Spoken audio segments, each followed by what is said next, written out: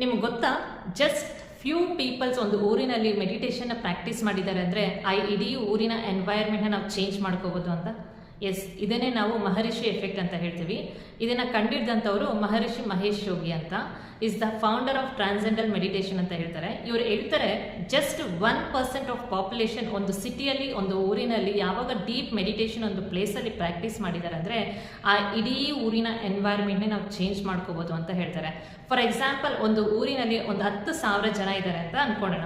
10,000ರಲ್ಲಿ just 1% of population ಯಾವಾಗ ಮೆಡಿಟೇಷನ್ನ practice ಮಾಡಿದೆ ಅಂದರೆ ಅದರ ಇಂಪ್ಯಾಕ್ಟ್ ಹೇಗಿರುತ್ತೆ ಗೊತ್ತಾ? ಅಲ್ಲಿರುವಂತಹ ಕ್ರೈಮ್ ರೇಟ್ಸ್ನ ನಾವು ಕಮ್ಮಿ ಮಾಡ್ಕೋಬೋದು, ವೈಲೆನ್ಸ್ನ ಕಮ್ಮಿ ಮಾಡ್ಕೋಬೋದು, ಮತ್ತು ಅಲ್ಲಿ ಗೊತ್ತಿಲ್ಲದಿರೇ ಪೀಸ್ ಮತ್ತು ಹಾರ್ಮೋನಿ ಅನ್ನೋದು ಇನ್ಕ್ರೀಸ್ ಮಾಡ್ಕೋಬೋದು. And the most important thing ಏನು ಗೊತ್ತಾ? ಎಮೋಷ್ನಲಿ ಹೀಲಿಂಗ್ ಅನ್ನೋದು ಸ್ಟಾರ್ಟ್ ಆಗುತ್ತೆ. ನಿಮ್ಮ ಲೈಫಲ್ಲಿ ನೀವೊಬ್ಬರು ಚೇಂಜ್ ಆಗೋದು ಹೇಗಿರುತ್ತೆ, ಇಡೀ ಸೊಸೈಟಿನ ಚೇಂಜ್ ಮಾಡೋದು ಹೇಗಿರುತ್ತೆ? ಯಾವಾಗ ನೀವು ಡೀಪ್ ಮೆಡಿಟೇಷನ್ನ ಒಂದು ಪ್ಲೇಸಲ್ಲಿ ಗ್ರೂಪ್ ಆಫ್ ಪೀಪಲ್ ಮಾಡಿದಾಗ ಆ ಇಡೀ ಸೊಸೈಟಿನ ನಾವು ಚೇಂಜ್ ಮಾಡ್ಕೋಬೋದು ಅಂತ ಹೇಳ್ತೀನಿ. How beautiful, right? Are you ready to change? ನೀವು ಇಡೀ ಸೊಸೈಟಿನ ಚೇಂಜ್ ಮಾಡ್ಬೋದು ಅಂದರೆ ನಿಮ್ಮ ಮನೇನ ನೀವು ಚೇಂಜ್ ಮಾಡ್ಕೊಳೋದಕ್ಕಾಗಲ್ವಾ? Start meditating from today. You will see the magic in your life guys. So ಈಗಲಿಂದನೇ ಸ್ಟಾರ್ಟ್ ಮಾಡ್ಕೊಳ್ಳಿ.